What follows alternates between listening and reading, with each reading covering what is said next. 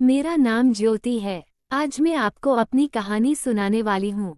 आज ही मेरी शादी अमर से हुई है। शादी एक अच्छे बड़े घर में हुई है, पैसों की कोई कमी नहीं थी। मैं और मेरे पिता अपने आप को बड़े खुशकिस्मत मानते थे कि हमें ऐसा घर मिला है। सभी रिश्तेदार भी कह रहे थे कि ज्योति के तो भाग खुल गए, किस्मत वाली है। हम लोग उनके मुकाबले कुछ भी नहीं है। पिताजी के पुराने परिचित होने की वजह से मेरी शादी उस घर में हो गई। शादी के बाद में पहली बार उस घर में गई। घर में जाते ही मुझे पता चला कि वो लोग कितने बड़े हैं। घर बहुत बड़ा था। पहली बार था जब उनका घर मैंने देखा था। सब कुछ बहुत अच्छा था। फैमिली वेकेशन पैकेज, सुहागरात का समय आ गया।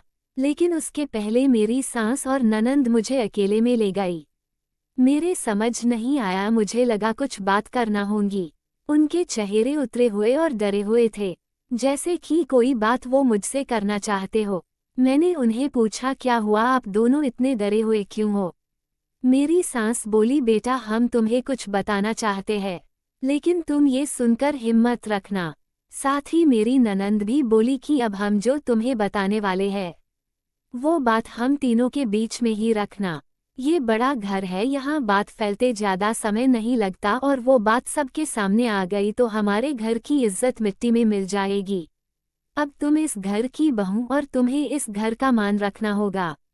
उनकी बातें सुनकर मैं सच में थोड़ा डर गई। मुझे समझ नहीं आ रहा था कि वो लोग क्या बोलना चाह रहे हैं। मैंने कहा, आप बताएं मुझे क्या बात क्या है। मेरी सास बोली कि बहू मेरा बेटा मर्द नहीं है। उनकी यह बात सुनकर मेरे होश उड़ गए। उन्होंने कहा कि मैं जानती हूँ कि तुम सोच रही होंगी कि फिर हमने तुम्हें क्यों फंसाया, लेकिन हमारी भी मजबूरी है, हम ये बात ऐसे बता नहीं सकते थे, वरना सभी को पता चल जाएगी। मेरा बेटा रात में अक्सर बाथरूम में ही रहता है। पता नहीं वहाँ क्या करता, जब भी उसे पूछो तो यही कहता है कि उसका पेट खराब है। कमरे में जाने के पहले अपने पति के लिए यह बातें सुनकर मुझे समझ नहीं आ रहा था कि मैं क्या करूं। मेरी ननंद कहती है कि तुम उससे बात करना, थोड़ा समय उसके साथ बिताओ, फिर उससे खुलकर बात करो, अगर कुछ हो सकता है तो हम जरूर करेंगे। हम तुम्हारे साथ हैं, तुम्हें अकेला नहीं छोड़ेंगे। सुहागरात वाली रात यह सब सुनकर मैं अपने कमरे में जा रही थी। मुझे अब डर लगने लगा था। मैं कमरे में यही सब सोच रही थी कि मेरे पति अमर कमरे में आए। कमरे का दरवाजा बंद किया और दरवाजे से ही पेट पर हाथ लगाते हुए आए, बिस्तर पर मेरी तरफ पीठ करके बैठे और बोले कि उनका पेट खराब। और कुछ ही सेकंड में वो उठकर बाथरूम में चले गए।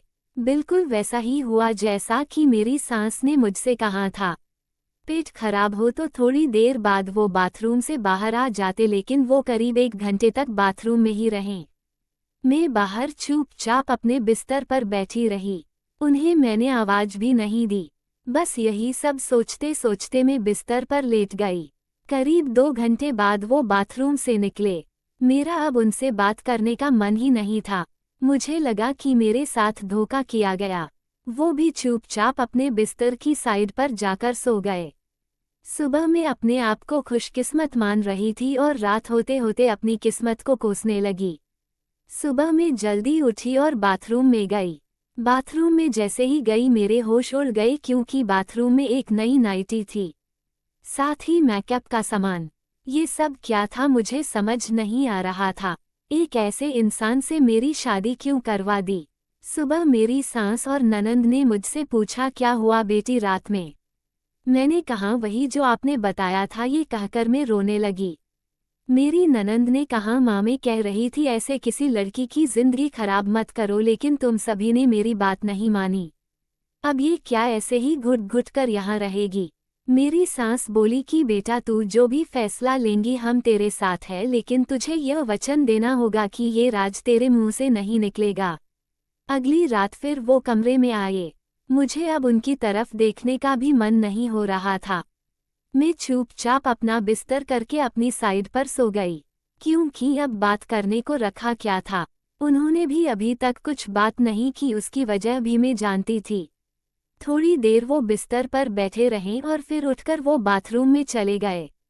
मैं समझ गई थी कि वो क्या करने गए हैं। थोड़ी देर बाद बाथरूम से चीजें गिरने की आवाज आने लगी। कुछ टूटने की थोड़ी देर बाद आवाज रुकी और इस बार वो जल्दी ही बाथरूम से बाहर आ गए। आकर बिस्तर पर सो गए। हमारे बीच कोई बात नहीं हो रही थी। मैं तो ये सोच रही थी कि मैं क्या करूं। यही सब सोचते सोचते नींद आ गई। सुबह जल्दी उठी और फिर मैं बाथरूम में गई। लेकिन इस बार बाथरूम में जब गई तो सब कुछ बिखरा हुआ था।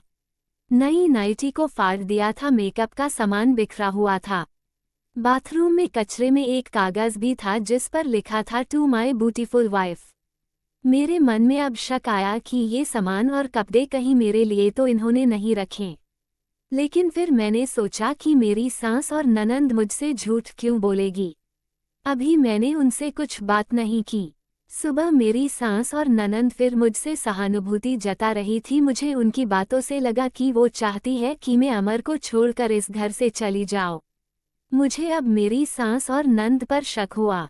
मैंने घर की पुरानी नौकरानी से बात की। मैंने बातों बातों उससे पूछा कि अमर कैसे है। वो बोले कि वो तो बहुत सीधे है। उनकी माँ और बहन तो चाहती थी कि उनकी शादी उनके बहन के पति के रिश्तेदार से हो।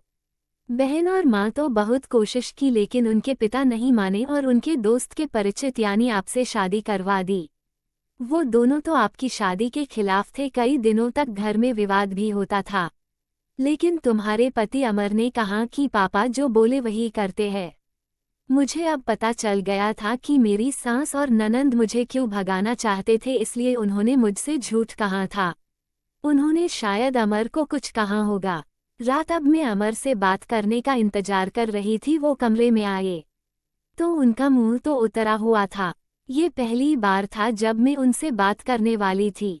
उनके आते ही मैंने कहा, आप मुझसे कुछ बात करना चाहते हैं? वो बोले, अब बात करने को रखा क्या है। पापा का विश्वास था कि वो घर अच्छा है, इसलिए मैंने माँ और बहन की ना सुनकर तुमसे शादी की और तुमने सच छिपाया। मैंने बोला, क्या सच? सच कि तुम मुझसे शादी नहीं करना चाहती थी। तुम्हारी जिंदगी में अभी भी कोई और है, ये बात तुमने ही तो माँ को बताई थी। घर की इज्जत और पापा के कारण मैं चुप हूँ, कुछ कदम नहीं उठा रहा।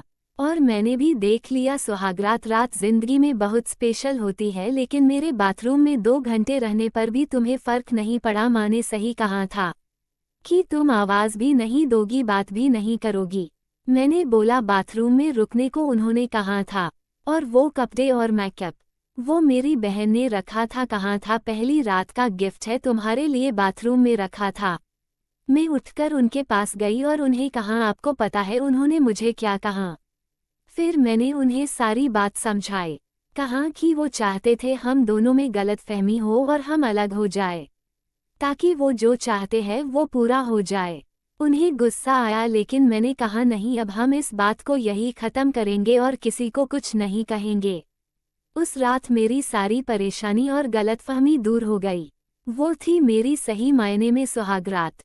अगली सुबह मेरी सास और ननंद ने मुझसे पूछा कि मेरा क्या फैसला है, मैं क्या करने वाली हूँ। मैंने कहा कि मैं आप दोनों को माफ करके एक नई शुरुआत करना चाहती हूँ। आपको मुझसे कोई शिकायत नहीं होगी, मैं एक बहुत अच्छी बहू बनकर दिखाऊंगी। मेरे चेहरे पर मुस्कान देखकर उनके चेहरे उतर गए।